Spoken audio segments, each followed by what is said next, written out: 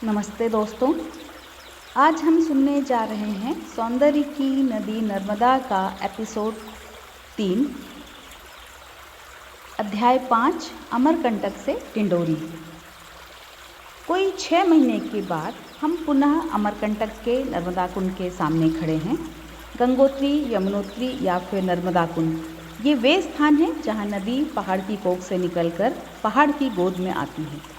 पहाड़ के गर्भ में छुपा हुआ पानी यहाँ अवतरित होता है। नवजात शिशु की तरह नदी यहाँ धवल, उज्ज्वल और कोमल होती है। यहाँ से हमारी यात्रा का नया अध्याय शुरू हुआ।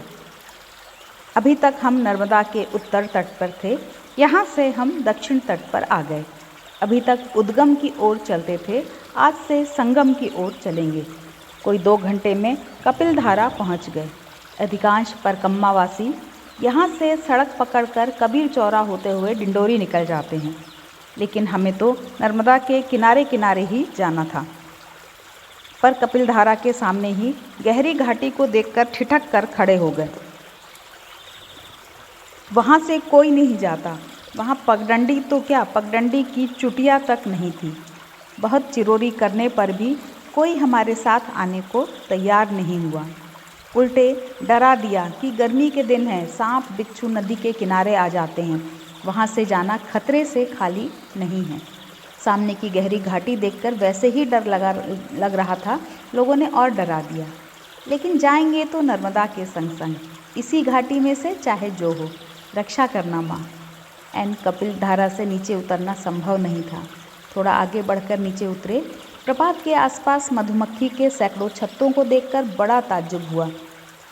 दीपावली के समय एक भी छत्ता नहीं था। मधुमक्खियों को गर्मियों में शायद यहाँ की ठंडक भाती हो। दूध धारा से भी नीचे उतरे। चट्टानों पर से धीरे धीरे आगे बढ़ रहे थे। कहीं कहीं तो समझ नहीं आता था कहाँ से बढ़ें। गिरते पड़ते, चढ़ते उतरते, चप्पा चप्पा आगे बढ़ रहे थे। थक जाते तो बैठ लेते, फिर तुरंत चल देते। इस सुनसान घाटी में हम अनावश्यक विलंब करना नहीं चाहते थे। विलंब नर्मदा भी नहीं चाहती थी। तेज गति से कूदती दौड़ती नीचे उतर रही थी। अमरकंटक कोई बड़ा पहाड़ नहीं है। आते समय हम इसे 2 घंटे में चढ़ गए थे। उस समय नर्मदा का साथ छोड़ दिया था, सीधे पगडंडी से चढ़े थे। इस बार नर्मदा के किनारे किनारे बिना पगडंडी के उतर रहे थे। समय ज़्यादा लगेगा, फिर भी तीसरे पहर तक तो उतर ही जाएंगे। नर्मदा की उंगली पकड़कर चल रहे थे। आमने सामने ऊंचे हरे भरे पहाड़ और बीच में गहरी और सकरी घाटी में से बहती हुई तनवंगी नर्मदा। तीसरे पहर घाटी चौड़ी होने लगी। मैं समझ गया कि पहाड़ ख़त्म होने को है। मैदान आ गया। हमारी खुशी का क्या कहना। अमरकंटक का नाम मेकल भी है, इसलिए नर्मदा का नाम मेकल सुता भी है। मेकल अपनी बिटिया को वनाच्छादित घाटी में किस हिफाजत से नीचे छोड़ गया है, इसे आज हमने अपनी आँखों से देखा। आगे जाने पर पगडंडी मिल गई। इक्के दुक्के ग्रामीण भी दिखाई देने लगे। शाम होते होते पकरी सोंढा पहुँचे। खूब सवेरे आगे बढ़े। सामने के सूखे खेतों में से बहती नर्मदा साफ दिखाई दे रही थी। अभी तक तंग घाटी के घने शाल वन में नर्मदा छुपी थी, मुश्किल से ही नज़र आती थी, लेकिन यहाँ से वह दूर से भी साफ साफ दिखाई देती है। नर्मदा का जन्म मानो गौरैया की तरह हुआ है। ऊपर कुंड के घोंसले में से अंडे की तरह अवतरित हुई, अंडों में से बाहर तक यहाँ नीचे निकली है। आगे एक पेड़ की छाया में भोजन बनाने बैठे। पास में किरंगी गांव है, वहाँ का एक ग्रामीण नहाने आया था। हमारे बारे में जानकर बहुत खुश हुआ। कहने लगा, गुरुजी, हमारे गांव में अखंड कीर्तन हो रहा है, ज़रूर आइए, मेरे घर पर ही ठहरिए। उसके घर पहुँचे। पड़ोस में अखंड कीर्तन चल रहा था। दूसरे दिन आम का विवाह था, तो वहाँ 2 दिन रह गए। उसके पड़ोसी ने घर के आंगन में आम का पेड़ लगाया था। 2 साल से उसमें आम लग रहे थे, लेकिन जब तक उस पेड़ का विवाह नहीं कर देता, तब तक उसके फल नहीं खा सकते। ऐसा रिवाज है यहाँ। सो चमेली की बेल के साथ आम का विवाह रचाया है। पंडित जी आए हैं, विधिवत विवाह हो रहा है। हम यह सब रसपूर्वक देखते रहे। गांव के कठोर जीवन में ऐसे अनुष्ठान रस घोलते हैं। गार कामटा के गोपी कोटवार के घर रहे। गांव में एक जगह शादी हो रही है, हम भी शामिल हुए। भावरें पड़ रही हैं, सभी ने दूल्हा दुल्हन के पैर पूजे, मैंने भी पैर पूजे। दुल्हन के हाथ में 2 रुपए रखे तो तहलका मच गया, सभी दस्सी दस्सी जो दे रहे थे। एक मज़े की बात यह थी कि यह लड़की का नहीं लड़के का घर था।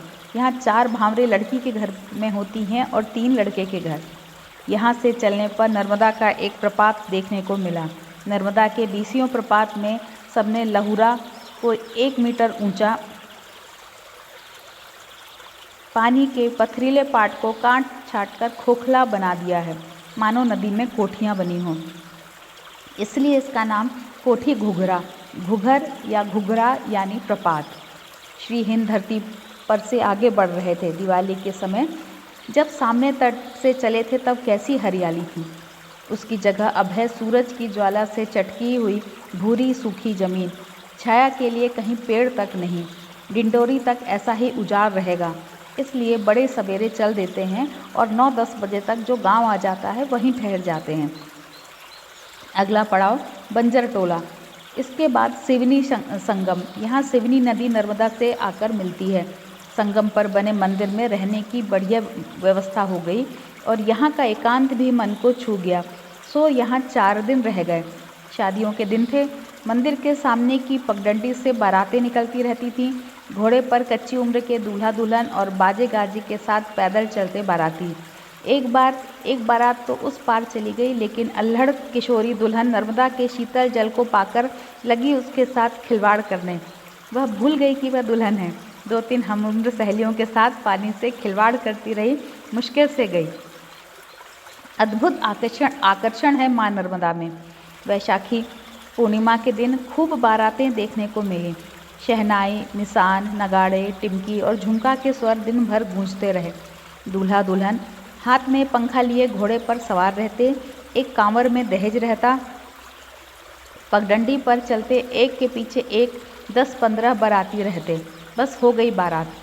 तोताराम पास के गोरखपुर में मनिहारी का सामान बेचता है। रोज नर्मदा नहाने आता है। साथ में रहता है उसका तोता, पिंजड़े में नहीं, उसके कंधे पर, लेकिन उड़ नहीं जाता।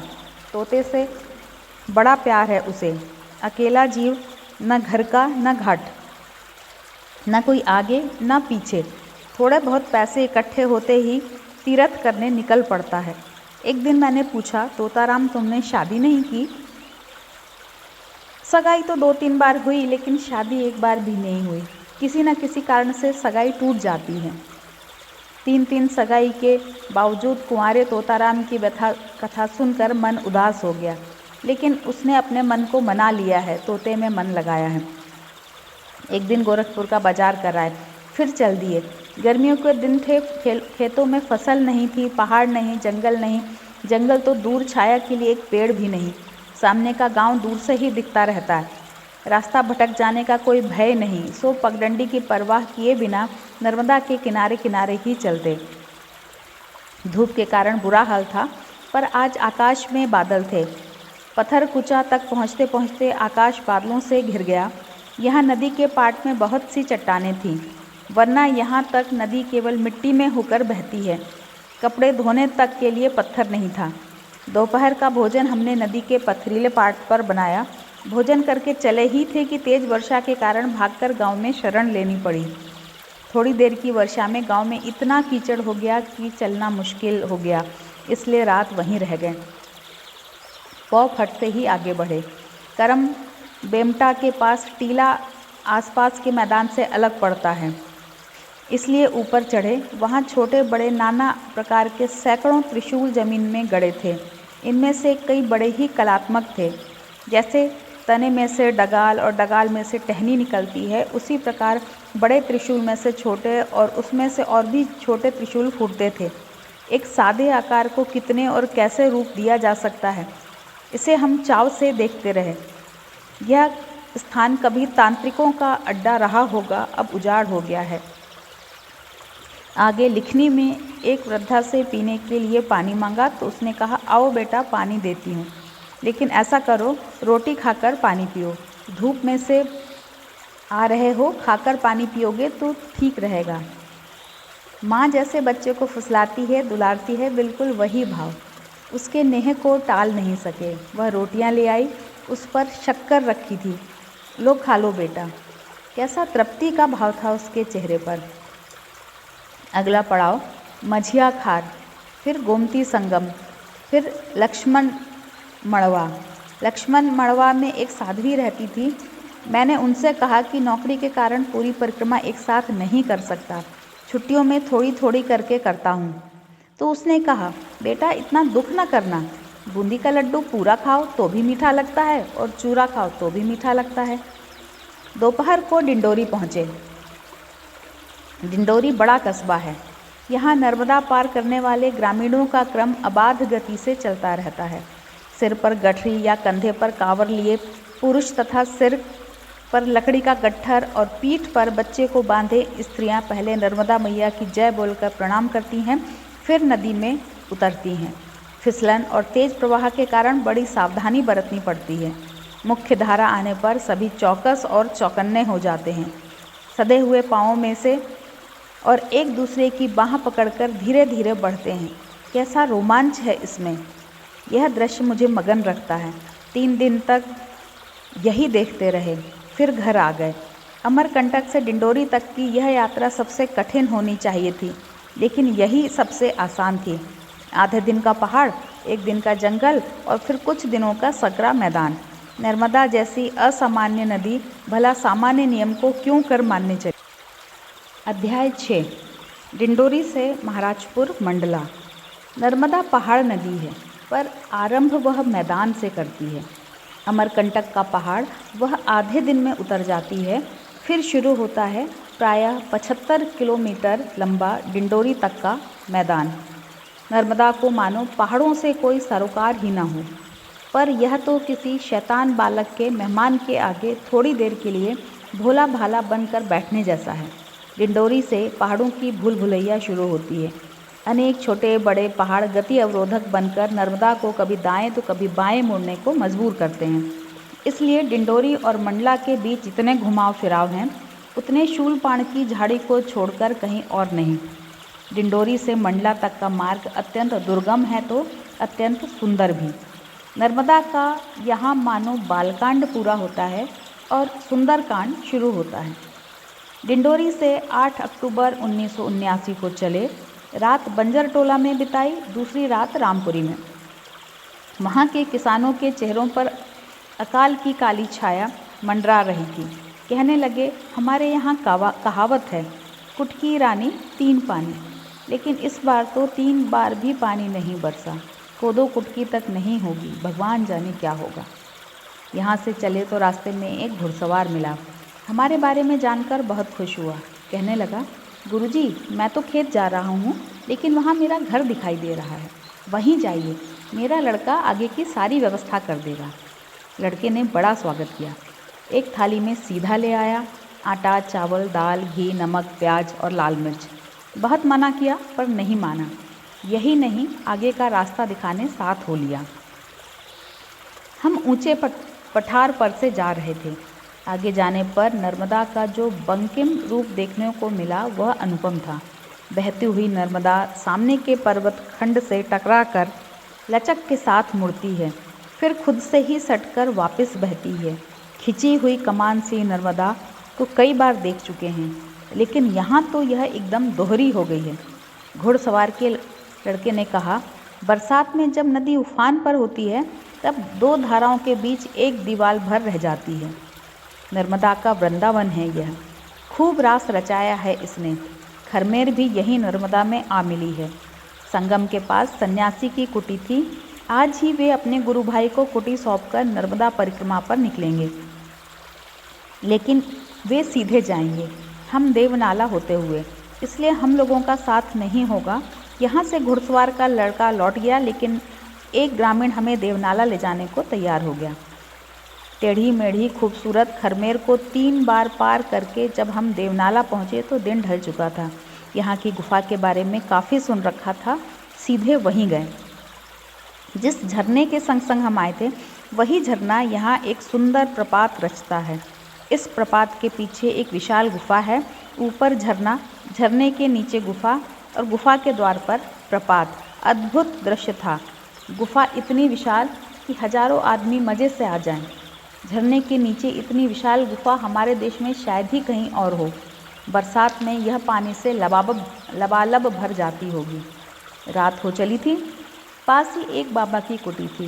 हमें वहाँ ले जाकर हमारे साथ आया ग्रामीण वापस चला गया। इस घुप अंधेरे में वह मज़े से चला गया। जंगली जानवर का डर था। हम कुटी के अंदर सोए। सवेरे यहीं स्नान किया। यह झरना खरमेर में मिलता है। खरमेर नर्मदा में मिलती है, इसलिए इस स्नान को हमने नर्मदा स्नान के तुल्य माना।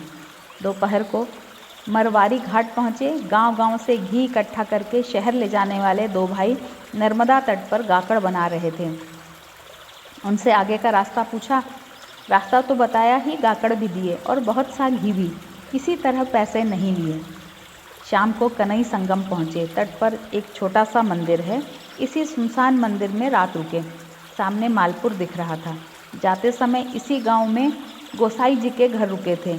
हमने उन्हें खबर भिजवा दी, फिर भोजन बनाने में जुट गए। घना अंधेरा हो गया था। सामने नदी में रोशनी नजर आई। धीरे धीरे रोशनी पास आती गई। शायद गोसाई जी हो। गोसाई जी तो नहीं, उनके भाई थे। गोसाई जी कहीं गए हुए थे, सो उनसे मिलने उनके भाई आए थे। तेज प्रवाह के कारण यहाँ दिन को भी नदी पार करना टेढ़ी खीर है। वे रात के सन्नाटे में आए। हम लोगों का कुशल क्षेम पूछकर चले गए। उनका रात के अंधेरे में हहराती लहराती नर्मदा को पार करना कैसा खतरनाक लग रहा था। दिन पर दिन रास्ता मुश्किल होता जा रहा था। ऊंची नीची पहाड़ियों और सूखे नालों को पार करते हुए हम आगे बढ़ रहे थे। सकरी घाट से एक ग्रामीण का साथ हो गया। आगे चलकर ऊंची कगार पर से नर्मदा को जो भव्य रूप देखा तो बस देखते ही रह गए। हमारी ओर का खड़ा ऊंचा और चट्टानी किनारा किसी किले की दीवार सा बहुत दूर तक चला गया था। सामने का किनारा नीचा और सपाट है। शिलाओं में मंडित और झाड़ियों से आच्छादित इस विशाल किनारे से सटकर बहती नर्मदा ऐसी लग रही थी मानो शिव की गोद में पार्वती सो रही हों। एक साध है कि जीवन में एक बार फिर यहाँ आऊँगा और इस अनुपम दृश्य को जी भर कर देखूँगा। पास ही है क्षीर पानी। रात वहीं रुके। इसके बाद की रात नैझर में बिताई। फिर मेहंदवानी के बाजार से राशन खरीद कर ठेला घाट गए। एकदम निर्जन स्थान। एक बाबा जैसा किसान था। उसने बताया कि पहाड़ी पर एक कुटी है, रात को वह वहीं सोता है। हम लोग भी वहीं सो सकते हैं। भोजन से निवृत्त होकर टॉर्च की रोशनी में उसके साथ कंकड़ पत्थर वाली पगडंडी के ऊपर चढ़े। विकट चढ़ाई थी। पीठ पर बोझा लादे छिपकली की तरह दबे दबे चढ़ रहे थे। जैसे तैसे ऊपर पहुँचे। इस वीराने में कोई नहीं था। सन्नाटे का आलम, घुप अंधेरा। ऐसे स्थान में सोने का जीवन में यह पहला मौका था। नर्मदा के पाट में दूर आग दिखाई दे रही थी। ऐसी ही आग पीछे भी थी। कभी कभी मछुआरे नदी में भी रात रह जाते हैं, उन्हीं की आग थी। पूछने पर बाबा ने कहा, सामने की आग तो मछुआरों की है, पीछे की आग उनकी नहीं। तब वह सिद्धों की भूमि है। वहाँ अपने आप दिए जलते हैं, अपने आप आग जलती है। रात को आग दिखेगी, लेकिन सवेरे जली हुई एक भी लकड़ी या कंडा नजर नहीं आएगा। ऐसे भयावह स्थान पे मैंने चुप रहना ही ठीक समझा। सुबह उठकर आगे बढ़े। थोड़ी दूर तक वह साथ चला। सिद्धों की भूमि में पहुँचे। रात को जहाँ आग दिखाई दी थी, वहाँ जले हुए कंडों का ढेर दिखाई दिया। मैंने पूछा, यह क्या है? वह असमंजस में पड़ गया। कहने लगा, किसी ने खाद के लिए कंडे इकट्ठे किए थे, पर किसी दूसरे ने ईर्ष्यावश आग लगा दी। प्रेम का दीप मुश्किल से जलता है और ईर्ष्या की आग आसानी से सुलगती है। यहाँ से वह लौट गया। हम डोकर घाट के लिए चल दिए। सुनसान रास्ते में जा रहे थे। समझ में नहीं आ रहा था कि सही जा रहे हैं या गलत। काफ़ी देर के बाद एक आदमी मिला। उससे राम राम हुई तो उसने कहा, मैं डोकर घाट से ही आ रहा हूँ। अभी तो दूसरे गांव जा रहा हूँ, पर आप मेरे घर ही जाइए। मेरा बेटा आपकी पूरी व्यवस्था करेगा। हम सूनी पगडंडी से आगे बढ़े। दोपहर को 3 स्त्रियों को लकड़ियाँ बीनते देखा। सोचा उनसे डोकर घाट की राह के बारे में पूछेंगे। लेकिन हमें देखते ही उन्होंने भागना शुरू कर दिया। ऐसा पहले भी हो चुका था। हम थके मांदे जा रहे होते, मुश्किल से कोई दिखता, सोचते इससे आगे के गांव के बारे में पूछेंगे, किंतु वह भाग खड़ा होता। यहाँ भी यही हुआ। लाचार हम आगे बढ़े। गांव दूर नहीं था। ऊंची कगार से उतरे तो डोकर घाट आ गया। उस ग्रामीण के घर का दरवाज़ा खटखटाया। दरवाज़ा खुला। खुलने वाली उन तीनों स्त्रियों में से ही एक थी। अच्छा हुआ डरकर वह दरवाज़ा बंद कर दे, इसके पहले ही घर का बड़ा लड़का आ गया।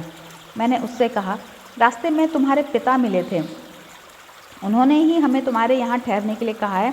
तभी मुझे याद आया, उसके पिता का मैंने स्केच कर लिया था। वह दिखाया। सभी तुरंत पहचान गए, खुश हुए और रहने के लिए कमरा दिया। स्त्रियां कहने लगी कि हमने आपको चोर डाकू समझा। थोड़ी देर पहले जो चोर डाकू थे, अब वह सामान्य अतिथि थे। नदी नहाने गए। सामने तट से जब चले थे तब राह भटक गए थे। मैं मधुमक्खियों के हमले से बाल बाल बच गया था। सामने का पहाड़ देखकर सारी बातें याद हो गईं। घर वालों ने कहा कि आगे की रात आप मुंडी में हमारे समधी के यहाँ ठहरिए। सो मुंडी में उनके समधी के घर रहे। उसके समधी ने कहा कि अगले गांव में हमारे समधी रहते हैं, आप वहाँ रहें। गाँव में शादी ब्याह प्रायः आसपास ही होते हैं। मुंडी में देर रात तक लोग नृत्य देखते रहे। पुरुष सैला नाच रहे थे, हाथ में लकड़ी के बने चटकोला बजाते हुए नाच रहे थे और गा रहे थे, तरीना को नारा रे मोर हरिल सुआ। बहुत तेज नाच होता है, थका देने वाला। पुरुष थक गए थे तो स्त्रियों ने रीना शुरू किया। फिर दोनों ने मिलकर कर्मा नाचा। पुरुषों का सैला, स्त्रियों का रीना और दोनों का सम्मिलित कर्मा। आज हमें तीनों नृत्य देखने को मिले। समधी का गांव पास ही था, इसलिए हम वहां रुके नहीं, रात गोरखपुर में रहे। यहाँ के जंगल की कच्ची सड़क ने हमें देवगांव पहुँचा दिया। यहाँ नर्मदा पर मानोट का पुल है। देवगांव में एक मछुआरे की परछी में सोए। भोर बेला आँख खुली तो नज़र सीधे चांद पर पड़ी। पेड़ों की घनी काली कतार पर काजू के आकार का चांद पूरी आभा के साथ दमक रहा था। चांद मानो घुटने मोड़कर पालने में सो रहा था। ऐसा सलोना चांद तो कभी देखा नहीं था। यह 14वीं का चांद था, घिस जाने पर बचे हुए चंदन के टुकड़े की तरह। बिस्तर में पड़ा पड़ा देर तक उस चांद के टुकड़े को निहारता रहा। थोड़ी देर बाद सवेरा हो गया। पास ही बुढ़नेर संगम है। किस जोश खरोश के साथ बुढ़नेर आ रही थी। उसकी धाराएं चट्टानों में से मार्ग निकलती, उछलती और सवेरे की धूप में चमचमाती नर्मदा की ओर तेजी से लपक रही थी। ऐसी स्वच्छंद हिरनी सी बाकी नदी का नाम है बुढ़नेर। कम से कम युवनेर ही होता। कल दिवाली है। कल शाम तक महाराजपुर मंडला पहुंच जाएं तो रात तक घर पहुंच सकते हैं। दिवाली घर में मना सकते हैं। चाल अपने आप तेज हो गई। शाम तक रामनगर पहुंच गए। रात मंदिर में रहे। सुबह रामनगर का महल देखा। नर्मदा तट पर बने गोंड राजाओं के इस विशाल महल की रौनक कभी देखते ही बनती होगी। रामनगर से सड़क मिल गई। रास्ते से जा रहे थे कि सामने से आते हुए एक वृद्ध दिखाई दिए। वेशभूषा से परकम्मावासी जान पड़ते थे। परकम्मावासी ही थे। मैंने पूछा, आप उल्टे कैसे चल रहे हैं? उन्होंने कहा, मेरी जिलहरी परिक्रमा है। इस परिक्रमा में समुद्र को नहीं लांघते, इसमें दोहरी परिक्रमा होती है। मैं चकित। 75 वर्ष की उम्र में यह वृद्ध बिना किसी संगी साथी के कैसी कठिन परिक्रमा कर रहे हैं। मैं नतमस्तक हुआ। शूलपाण की झाड़ी में भीलों ने उन्हें लूट लिया था। चश्मा तक उतार लिया। उन्होंने भीलों से कहा, मेरे आँखों में मोतियाबिंद है, यह चश्मा तुम्हारे किसी काम का नहीं, इसे न लो। तो भीलों ने कहा, हम इसे फोड़ डालेंगे, पर तुमसे तो ले ही लेंगे। कहने लगे, तब से चलने में बड़ी दिक्कत होती है। ऊंच नीच का सही अंदाज नहीं मिल पाता। कई बार गिर चुका हूँ। मैंने पूछा, क्या मैं आपकी कोई सहायता कर सकता हूँ? आपको कुछ पैसे दे सकता हूँ? उन्होंने कहा, पैसे को मैं हाथ नहीं लगाता। मैं हैरान। अनाज दे सकता हूँ। उन्होंने सोचकर पूछा, दाल कौन सी है? मूंग की दाल है, जल्दी चुड़ जाती है, हम वही रखते हैं। बताया तो कहने लगे, मूंग की दाल ज़रूर दीजिए, मैं खुशी से लूँगा। मैं बूढ़ा आदमी, अरहर की दाल हजम नहीं होती, पेट खराब होता है। दाल देकर कहा, पैसे भी ले लीजिए, इस दाल के ख़त्म होने पर दूसरी ले सकेंगे। वही बात, पैसे को मैं हाथ नहीं लगाता। मैं थोड़े दिन के लिए चलता हूँ तो पैसे रखता हूँ, अनाज रखता हूँ और साथ में यादवेंद्र जैसा साथी रखता हूँ। यह वृद्ध अकेले, एकाकी, निसंग, अकिंचन चल रहे हैं। पता नहीं कब घर पहुँचेंगे भी या नहीं, क्या पता, फिर भी अपनी मस्ती में चले जा रहे हैं। यही थी श्रद्धा, यह था संपूर्ण आत्मसमर्पण। ऐसे लोग अकेले होते हुए भी अकेले नहीं होते। पार्थसारथी चुपचाप आकर इनके रथ की लगाम अपने हाथों में ले लेते हैं। मंडला दिखाई देने लगा था। बंजर के चौड़े रेतीले पाट को पार कर हम महाराजपुर पहुँचे। इस बार की यात्रा पूरी हुई। मंडला से बस पकड़कर जबलपुर आ गए। आखिर दिवाली की रात को हम घर आ गए। भीड़ भाड़, शोरगुल, धूल धक्कड़ और चहल पहल का क्या कहना। धर्म क्षेत्र से मानो कुरुक्षेत्र में आ गए। रात को जब सर्वत्र लक्ष्मी पूजन हो रहा था, तब निर्जन पथ पर से जाते हुए उस वृद्ध की वाणी मेरे अंतर में गूंज रही थी, पैसे को मैं हाथ नहीं लगाता।